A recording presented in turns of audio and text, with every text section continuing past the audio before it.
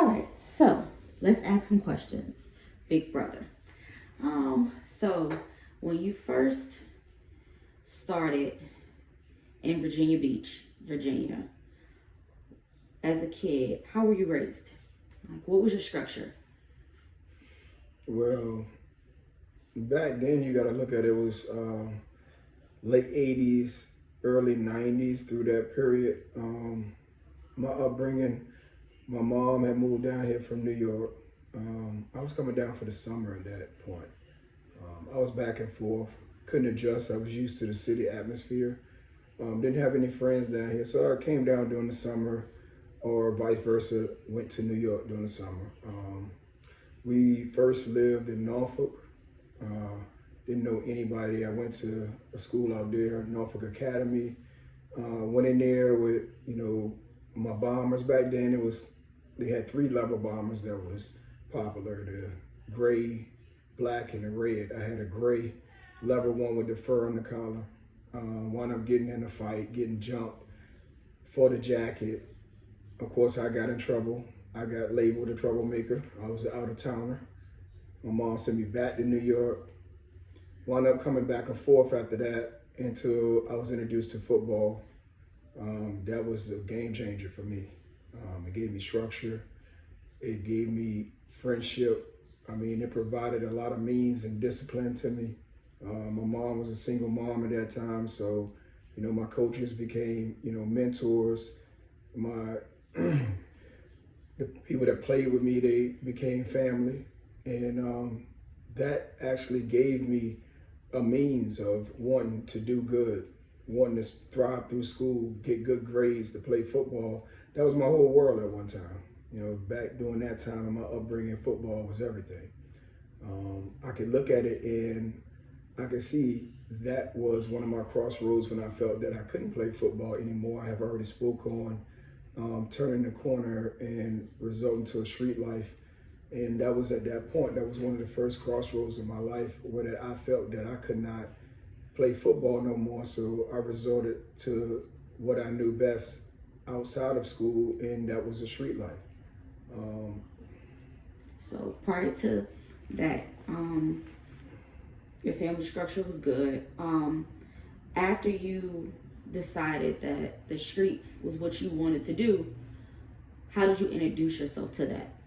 Well, I was already introduced to the streets. I had a great family and upbringing, and my stepfather had already had respect in the streets. So, I was known as Lil Bernie, and I already knew everybody and every connection I needed to know through my upbringing and just family ties. So it wasn't hard for me to do that, and that was, once again, a test for me. Even though I was young, it still was a test because my family told me every day not to live that life, not to indulge in that, not to, result to that or do what I seen over what I could be. And I didn't even understand my potential at that time. Now, after, you finding out that, that was something that you wanted to do, leading up to you getting in trouble and being incarcerated, what were some of the things that went through your mind once everything happened within that 24 hours? What was the mindset that you had once all of it happened? Well, that night was one of the fastest nights of my life. It seemed like everything happened in the blink of an eye. The mind state that I had that night was of a normal, routine day for me. Were really weekends. I had my daughter on the weekends, and you and my brothers, and I was the one that kept the children every weekend. So I didn't get high. I didn't sell any drugs. I didn't do anything illegal on the weekends because that was my downtime. That was my time where I wasn't working or I wasn't hustling. So, I would clean my act up and clean my house and have all the children over there with me. That particular night, I was preparing for that, and my daughter was on her way over. It just was, I don't know, I could say it was the money. I could say it was just trying to make other people happy as far as making a deal go through in the middle of what seemed, on the streets, we call it a drought. In the beginning of the year, people are scrambling, they're trying to get Christmas money, they're trying to, pay bills and do the things that they need to do, so I went against a lot of my rules and went and did some at night, and it didn't happen like I thought it would. I thought I could just go make some quick money, come back to my daughter, and have the weekends that I had. But a lot of things happened that night that I could never imagine happen. It was so fast that before I knew it, I was in the bull tank the next morning after being interrogated for like 6 hours. So within that 24 hours, after you was interrogated and they put you in a cell, what went through your mind as you processed all of the things that, took play in that particular night, when you realized that the tables had turned and you were the villain in the situation? How did you feel? Well, I didn't look at myself as the villain, even though I know how it goes with, at that time, it was at a pivotal point. I was looking at turning my life around. I had seen my mom like a week before that. And she never knew of the street life that I lived. She never knew how in depth I was in the street life. And she seen me with the clothes on. She seen me with the money. And, she basically told me, like, you need to get out of that. Something bad is going to happen to you. You need to leave that alone. That's not for you. So, that next morning, that's the first thing I thought about. Every time I got in trouble, I always called my mom, no matter what. That was the phone call. Like, she knew when she got that phone call, I'm in somebody's bull tank, somebody's jail, I done got into something else, and she has to come and bail me out like she always do. But this particular time, I had called my baby mother, I had called my mom, and I told them, this time it's not like the others. I'm gonna really be in a bad situation with this one, after I seen everything that had played out that night. So the next morning was different. I was tired. I was so tired and drained. I just slept for almost a week. I laid in the bunk. I didn't talk to anybody. I didn't mingle. I didn't want any visits. I just wanted to lay down and rest. It was like I had never slept before. That's how tired I was. So once, that 24 hours was up and you stayed the time there and you went to arraignment and they told you the charges that you were facing, how did you feel finding out that you actually were charged with conspiracy and, conspiracy to commit murder, and you sat there and had to listen to it? How did you feel after they told you the charges and you realized the time that could come with these charges? Well, during the pre-hearing, my co-defendant, he had did a lot of things that night that was out of the scope of my awareness. I didn't know a lot of the things that he had did. I wasn't present for a lot of those actions. So and that's what the state does, they compound charges and felonies on top of each other. Anything that can link together, that's what they're going to charge you with. So I was charged with 15 felonies that added up to 4 life sentences and 13 years. So when I heard that and was facing that, I couldn't believe it. I looked at my co-defendant, which was my family, and I looked at and listened at the things that he was saying, putting things on me, trying to get his way out of it. I just sat there and listened. But when I got back, I read it in the newspaper, I seen it on the news. It just was like an out-of-body experience. Most of the time I was in a jail for over a year. I really could not think. I really could not deal with the thoughts of leaving my family, my sister, my brother, my children, as far as my daughter. I couldn't phantom that. I knew that wasn't my purpose. I knew that that wasn't me. So each phase of it, I thought was the end, meaning the pre-hearing. I thought I was gonna go home with pre-hearing because I didn't do these things. I thought I was gonna go home at the trial because I didn't do these things. Even during trial, I was looking at it like, okay, everybody's telling the truth and everything is showing that I didn't do these things.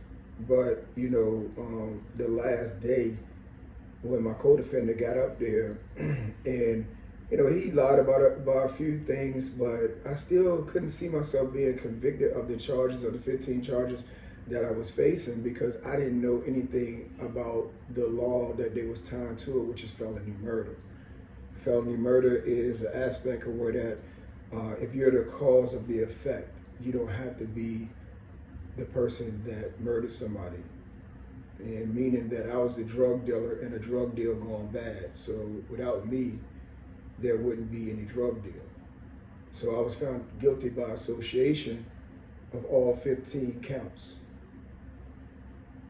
So now, with you being convicted, how much time did you actually get when they convicted you? I was sentenced to 61 years in Virginia State Prison. After you were sentenced and they finally sent you to a prison, when you first got there, how did you feel? What was the emotions that were going through you after just being sentenced to 61 years in prison and, being shipped to somewhere you don't know, people you don't know how it's gonna go? What was your plan once you got there? Well, everybody's plan is the same from the jail to prison. It's fight your appeal. You're putting all these appeals in, you're going to the law library in the jail. You're focusing in on things that you feel was incorrect or injustices. And you're putting these appeals and motions together to push the different courts to get relief. So at that point, I still was doing that. It was a relief to get out of jail. What people don't realize is that the jail is actually rougher and tougher than prison in certain aspects, because you got people that are still tied to the streets. Mm-hmm. And you got people that are in there and they're looking at going home any day, at any time, and they're not looking at the reality of doing a long stretch of time. So a lot of the behavior and the mentality is still of the streets, with a little mix of incarceration. It's more fights, it's more temperaments, it's more dispositions in that sense. So you have to look at that in the sense of a person coming from out of jail going into prison. You have a sense of relief because you feel that you got more room to breathe. You'll eat better. You're not stacked. You're not stacked 4 or 5 people on a bunk. You're not sleeping on the floor like in the jail. It's warehousing. It's overpopulation. They don't have enough room for the amount of people that they're having in the jails. A lot of people are in there for minor charges, jaywalking, charges that's based on substance abuse, mental health, things of that nature. So they're in there right next to you on the floor, or some people may share a bunk because they know each other or they're all right with each other. But just to go from that aspect, it's a little breathing room. Now, when I went into the system, early 2000, it was under Governor McDonald's rulership and tenure. His cabinet had a law in effect where that if your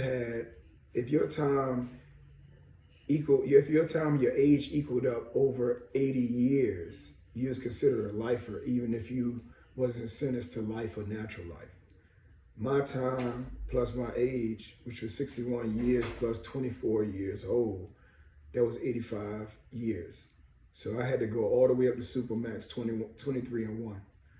I went to Wallace Ridge State Prison first. That was a level 6 Supermax. They turned that into a level 5. So then I had to go to Red Onion for 2.5 years, which was Supermax 23 and 1. You was treated as a dog.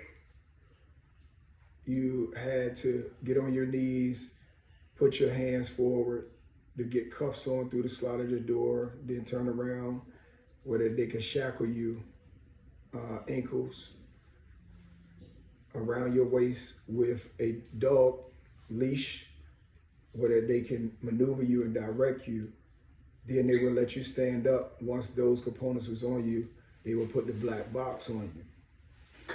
When you walked, they yank you to go to the right or the left, like they do a dog with the collar around the dog. You had the choice of even spending your hour on the phone in the dog cages, or you could take a shower. That reality there broke me and humbled me. I went through so many psychological changes during that period of time.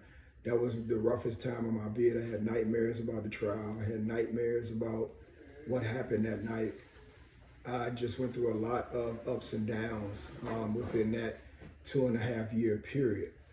I also exalted my appellate process, meaning that people that appeal, once you go through a certain aspect of appealing, your appeal is exhausted. Once all the courts have said no and you have appealed it to a federal level, that's the end of your appellate process.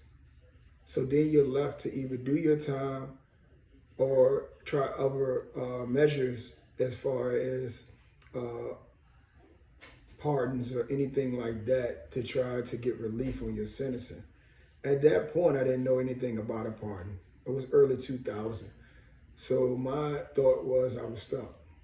And I knew that wasn't my purpose. I knew that wasn't my destiny. But I had to sleep on that for a while. And a lot of the nightmares came from that in that 2.5 years. So now, once you adjusted to being there and you had put in for, the release from the mayor at that time, and, how did you feel? Because within that process, you helped other people accomplish getting out.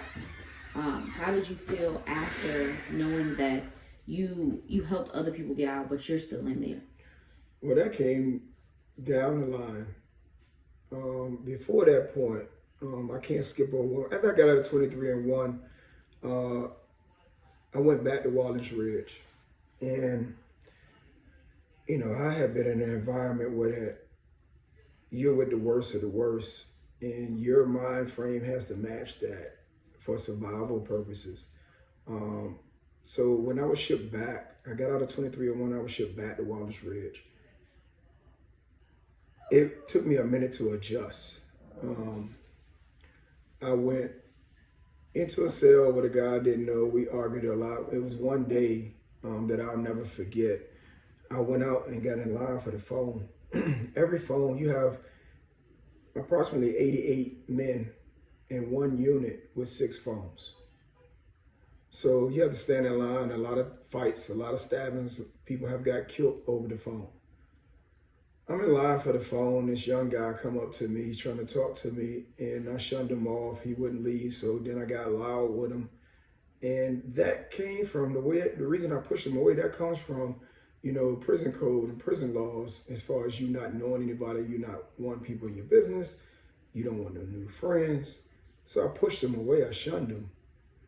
And the next day, I learned that he killed himself. He cut his throat from ear to ear and bled out overnight and died. And that weighed on me where I knew I could have helped him. I knew I could have been there for him, and there was a reason he came and tried to talk to me out of 87 other people. And from that point on, I started studying peer support in Rhode Island, Connecticut. I started studying behavior, health. I started educating myself on these levels to try to help with the coping mechanisms within prison. I try to help with just being peer-to-peer, but that wasn't heard of back in 2008, 2007, 2006. These are years that all I'm doing is studying this, because I'm looking at it like I don't exhausted my appeal process. This is me. So this is how I'm gonna do my time. I'm gonna help others while I help myself.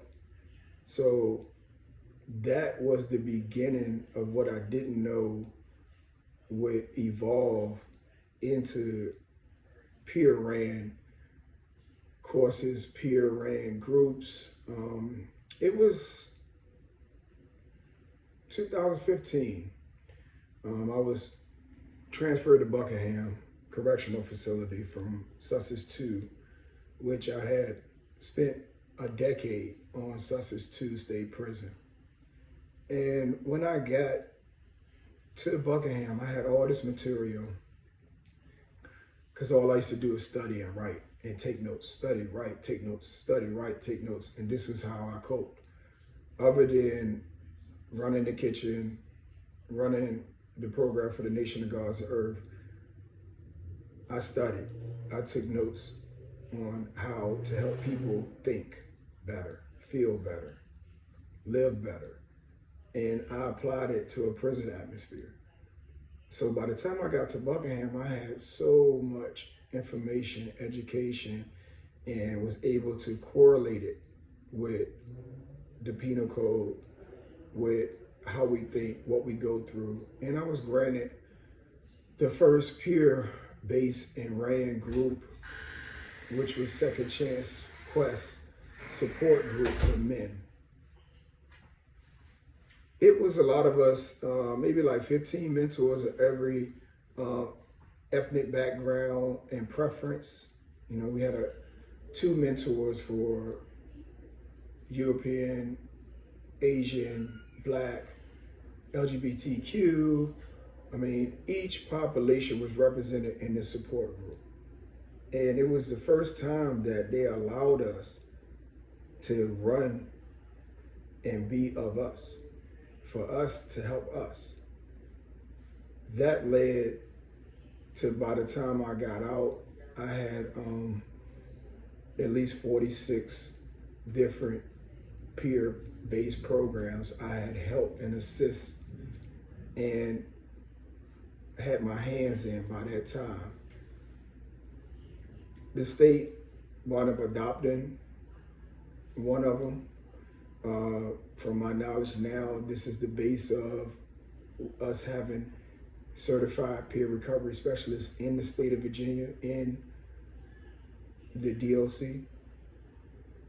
This is things that they don't allow people out here to understand or know, that they have change components in there of such.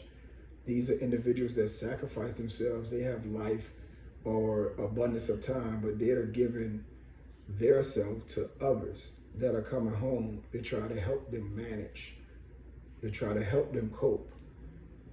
Also to strengthen them to stay out here, to help with the recidivism rates. But at the same time, they're helping themselves, and I was helping myself by helping others.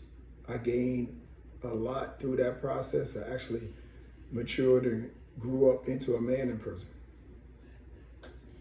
Now, after you started the program and you seen how it was working out for other people that were incarcerated, when you got the first call or sit down talk about you being able to come home before the 61 years that you were sentenced to, how did you feel? Was that a sigh of relief, or did the sigh of relief come once they let you go?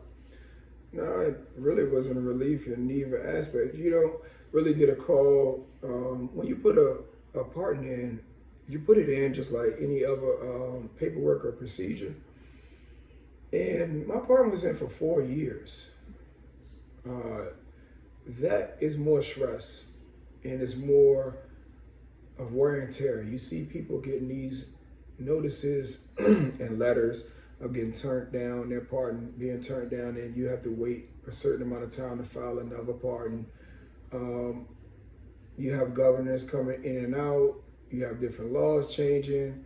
You have to be on your best behavior. You're talking about 4 years of me not knowing the outcome. 4 years of me walking on eggshells and having to tolerate things. I mean, even more seems like everything tests you.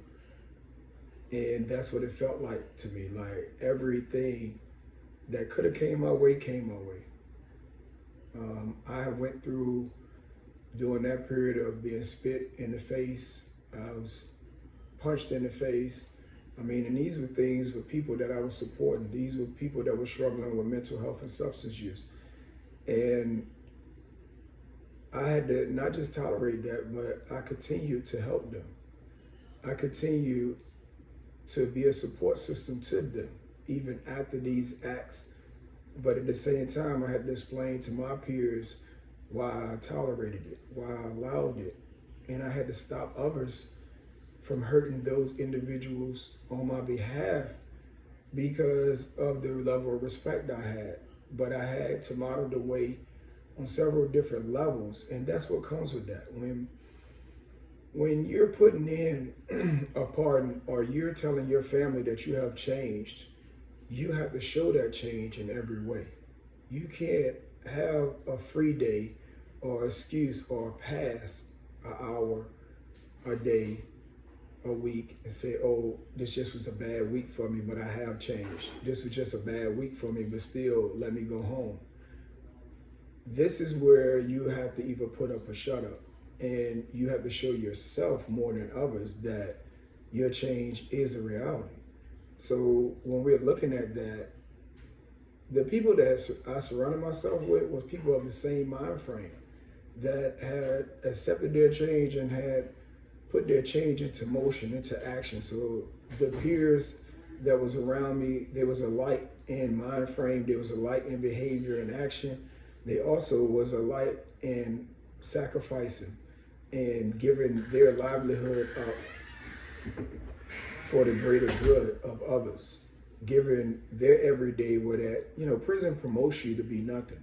Prison promotes a sense of nothingness. You can just lay in the bunk and do nothing, and nobody forces you to pay a bill. Nobody forces you to get up and go to work. Nobody forces you to be a man. You don't have the responsibilities of paying bills, mortgages, insurance, nothing. You could just actually lay there and be nothing. So to activate a certain truth like that and say, okay, I'm gonna give myself and my better half to others, that speaks profoundly of an individual. And we had that covenant with each other because we worked for free. I'm speaking of the peers. We worked for free for about a year because this wasn't even a position when we started. When we started, there was no such thing as peer support in prison. So we went from the entitlement of coaches to mentors to peers. It became a paid job as I was leaving prison. And I looked at that as an accomplishment in itself. Like, okay, we came together and we did something that was never done, but we also came together and created an atmosphere that was never in prison. The three populations that we served was always looked at as victims in prison. We served the elderly, vulnerable population, and mental health and substance use. These were the actual individuals that was preyed upon and populations that was penetrated within prison and capitalized off of.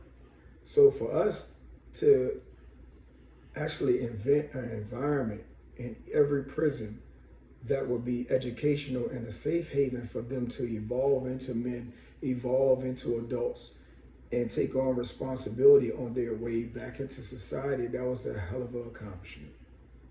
Now, once you did, got pushed for that to be something that was structured in the system, that was for a year later. So once you got the call and they told you were going home that day, how did you feel when you first, learned that you were going to leave? It was surreal. When they do notify you, you have 4 hours. Within that 4 hours, your family has to be up there to pick you up. You have to evacuate the premises, and you're not to speak to anybody about that. So you have 4 hours. That morning was a regular morning for me. I was in the administrative building setting up for support groups and classes that my unit ran. I was a senior mentor, senior peer. my responsibility was to not just oversee the programming, but to oversee the peers and the peer-to-peers. So I was in the administrative building setting up, and one of the officers came over there and he said, well, they want you to report back to the building immediately. So I looked at him, I was like, all right, I thought something was going on in the unit, because every day there's something going on in the unit. You have people that are struggling with mental challenges and substance use, substance abuse, and they're confined to an area, so every day is a challenge. I went back, waited, nobody said anything. So count time came, and they came and got me out doing count, which is unusual. And they took me up to the front gate. This is the gate where that we don't go beyond. And I stood there looking at them, and they said, no, come on. I said, no, where am I going? What's up?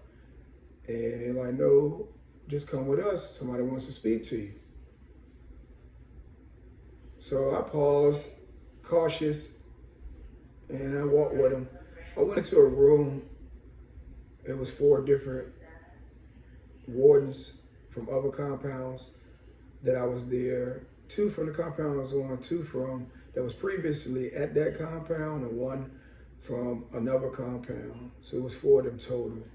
And it was a whole bunch of ladies that worked on the compound. Everybody that was somebody was in the room. So I'm just looking like, okay, what's going on now? What's being said now?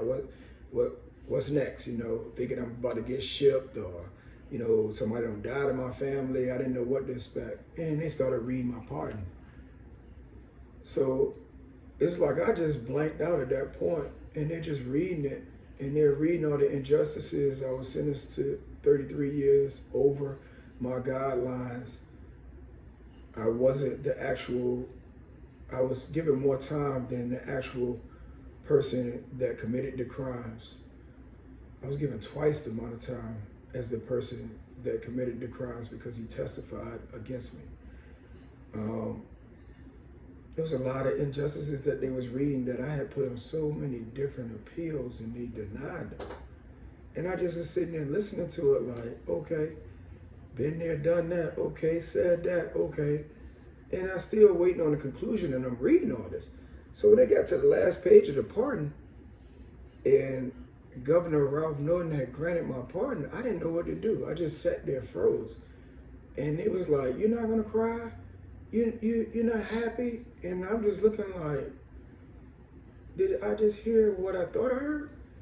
So from that point on, everything was so fast. I had to go to medical, get medical clearance. I had to go back to the unit, pack all my stuff up, and not tell people what's going on with me. I had to go to every department. It's a whole process, and it's last minute, and they don't even know, you don't even know that this is going to happen this day. So everybody's moving, running in circles, and moving upside down and around trying to get the process done, because the governor's office is constantly calling them, telling them, you have 4 hours, you have 3 hours, you have 2 hours, you have an hour, you have 30 minutes for him to be off that compound per the governor. I must say that everybody I have talked to, we dream about going home almost every night. So I didn't know if this was a dream or not. I didn't know if this was real, because I had so many dreams, and it happened so many different ways of me going home. So many different people. And when I was at that gate, I had been at that gate that leads outside so many times, because my clearance, I could actually walk individuals from my unit that was going home to the last gate and talk to them as they're being released to their parents, siblings, or whoever's coming to pick them up. So I'm at this gate this time, and I'm looking at the gate, and I'm listening to my supervisors and the wardens and them talking to me about how much I deserve it. But I'm just zoned out and I'm blanked out like, is this real? But I'm also thinking about, they told my family the last minute that they had to be up here 4 hours. They lived over 4 hours away. They worked every day, and they was not expecting this. So I'm worried. I'm shaking, it's cold. As the gate opens and I see my sister, I see one of my brothers that I grew up with, I see my mom. It was a rush to me, like I gotta go before they pull me back in. Because to me, I couldn't believe that I actually was going home. So I would say it was surreal for the first week, if not the first month, that I was actually home. So once you was released and you processed as much as you could, what was your next mindset? What was your goal that you wanted to accomplish once you settled in for the most part? Well, within the first week, I was asked by the governor's office to speak for the governor and on the governor's behalf. That right there, I'm at my sister's apartment. I'm sitting on the couch, just looking at the wall like I'm actually out. I'm catching up with people I haven't talked to in 30 years. People that I hadn't talked to in 10, 5, 15 years before I got incarcerated. So you're talking about people I'm catching up with that never thought I would be home. Some people told me that it was like I was dead to them. They said, man, you was gone for so long and they gave you so much time. The best way I could deal with it was to say that you died and move on with my life, because a lot of my family couldn't deal with that. Nobody, looks at their family member and says, oh yeah, he's gonna grow up to be incarcerated for 61 years of his life. Oh, he's a great kid, but he's gonna get tricked up and he's gonna be in this web and get sentenced to 61 years and gotta serve 51 years of that. Nobody sees that. So at that point, I'm catching up with people and they couldn't believe that I was home as much as I couldn't believe. I got a phone call from the governor's office, and during the 4 years, I didn't know how in depth that they investigated me, and they had seen a lot of times where I was speaking on change, having speeches in prison, giving bills and sermons, and that was a part of my coping mechanism to push out what I had put in as far as the education information, as far as the stress levels on compounds. We had to have a release, so I was gifted to speak. So they asked me to speak, and I was like, wow. So that week, I went to Richmond, Browns Island, and I spoke on the behalf of the governor and his cabinet. That activated, once again, for me to achieve the impossible. A lot of people told me when I got out and I was a convicted felon that I would never be able to work in the behavioral health system because of my felonies, because of my conviction, because of my past. And I was determined to help people out here in the same magnitude and broader and bigger. Once I got out, I wanted to help with recidivism, with return to citizens. I wanted to help with mental health challenges, substance use, substance abuse. I wanted to do big things with very few resources. So that was a challenge in itself. I started small. The same goal planning that I invented and created for the individuals that was in the pods that we started was the same goal planning that I used for myself. I set up a year's worth of goals. Where I would achieve certain things within each quarter of the first year that I was out. Me being a goal-oriented individual, I achieved all those in 3 months. I had my car, I had a dependable job, I was working on my own townhouse. I was getting turned down for a lot of jobs in the behavioral health system, but I just kept pushing and kept pushing. And I wound up running into a source where that they wanted to hire me for my background, for my experience in the streets, as well as my change thereof, because I could relate to the individuals and the populations that they serve, because they serve the population that most agencies don't. And that's the low income Medicaid population. That is those that are in and out of rehab, adding to recidivism, but the nature of their behavior is based on urges of substance use, based on them not knowing how to handle their anxiety or their temperament, on bipolar, on schizophrenia. We could just keep going on and on of the different symptoms that individuals may be misdiagnosed or not diagnosed with, and they're labeled as a product of their environment. They're labeled as a person that needs to be incarcerated instead of given the proper treatment, medication that balance them out, or even just love. I have seen where the best treatment is love. You would be surprised on how few people have been truly loved. No. Once you achieved your goals before the year mark, you got a job, you got your car, you got a place to live, everything is going the way it should go. What are the feelings now that you have been out almost 3 years, and you get your rights back? You get a lot of your rights back to, do things that you want to do. Once you get off of parole, you're able to, accomplish other goals. What is one goal that you want to accomplish after they give you that paper saying that, your probation is over? What is something that you want to do? With me, I want to travel and speak. I want to be able to go to a lot of the places that I've seen. One of the game changers for me, it was a lot of people that sparked me and changed me, doing all the no's that I was hearing. It was Oprah, it was Steve Harvey, it was Bree Brown. It was people of this magnitude. I was watching Steve Harvey one day, and I wasn't the one that watched TV. My TV was probably the less used TV in the unit because I read and studied so much and was always out in the unit helping somebody. But I was watching Steve Harvey one day. He had a special on gangs in Chicago.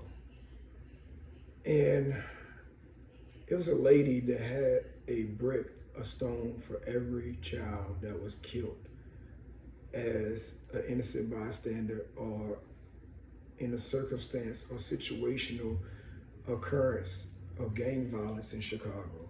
This lady had enough stones that she had a wall worth of stones with names on them of children. Then they showed how many children populated this mentality. And at that point, I was seeing it in prison. So I came together and I created a gang intervention prevention manual that based on superheroes to have a simple conversation with the youth, but where that showing that even superheroes struggle, even superheroes have pain, even superheroes have problems. But that's what makes them a superhero. During that period, I said to myself, man, if I was out there, I would go to every neighborhood or every poverty-struck environment and speak to the youth. It's the only way we're going to change the narrative is if we reverse the self-talk. A lot of times we look at ourselves as talking to ourselves instead of looking at it as self-talk. A lot of times we have to understand that we only listen to ourselves or people that's close to us. So if it's positive self-talk and it's integrated in us just as much as, the trends are, we can reverse the narrative. I want to be able to travel and speak.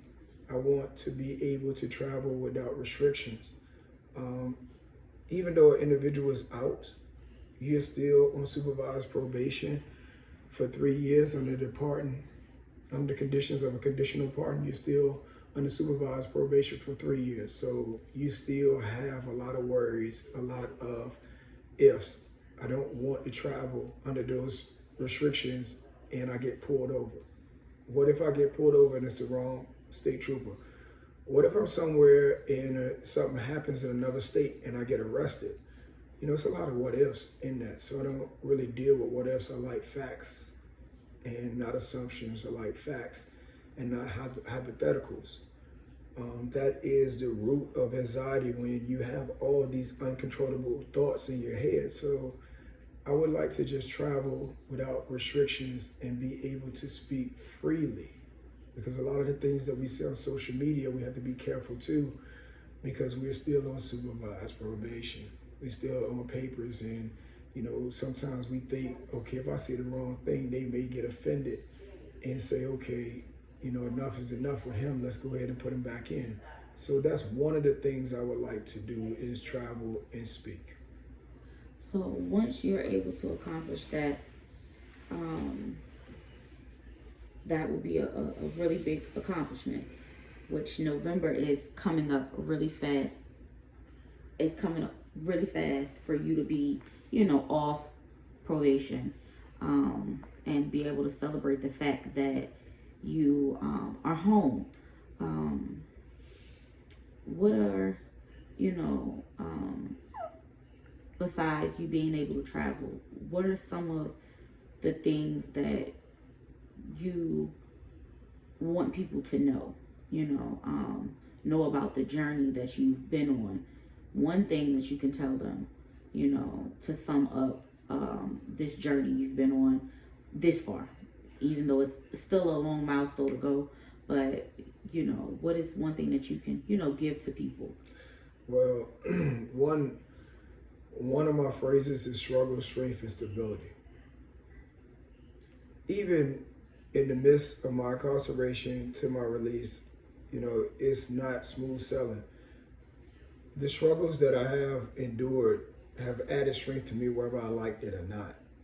And I have to be stable to endure the struggles. We have to be stable to endure our everyday struggles. Everything that comes to us, we have to look in a different magnitude. We have to view our obstacles as opportunities. We have to view our burdens as blessings. We have to look at our struggles as strength and stability. So I had to change the way I think and see things. I even had to look at myself as being not just a product of my environment, but a positive product of my environment. We never look at how many success stories come out the same hoods as we do count so many tragedies and so many people getting caught up or incarcerated or just not making it mentally or through substance they cope. So I would say struggle, strength, and stability. That is the process of life. That is the keys to success. That in order for us to know the potential, the personality, the human factor, we must struggle. We have to go through struggle in order to become the people that we are destined to be. A lot of people ask me, how did I reactivate or activate over and over my will to push on? And I say faith. And what faith is to me is when determination meets destiny. It wasn't my purpose, and I knew it wasn't my purpose to spend 51 years in life, but it was my purpose to endure my incarceration, to become the man and the factor that I am. It was my purpose to come back out and do the same thing that I started in there and the same thing that I was doing in there out here on a larger scale. And if it's anything, I want people to know that my push is genuine, but it will strengthen and will multiply as I go. The more I'm able to do, the more I will do. And I won't stop until I'm at a point where that it is a natural pattern and sequence, or where that is helping people from the lowest point to the highest. It's taking them from their point of struggle to providing them with whatever relief they need, which will strengthen them, and then letting them go on their own because they're independent enough, stable enough to provide for themselves and others. Okay. Well, that concludes our interview for today. I thank you, and we'll see you soon.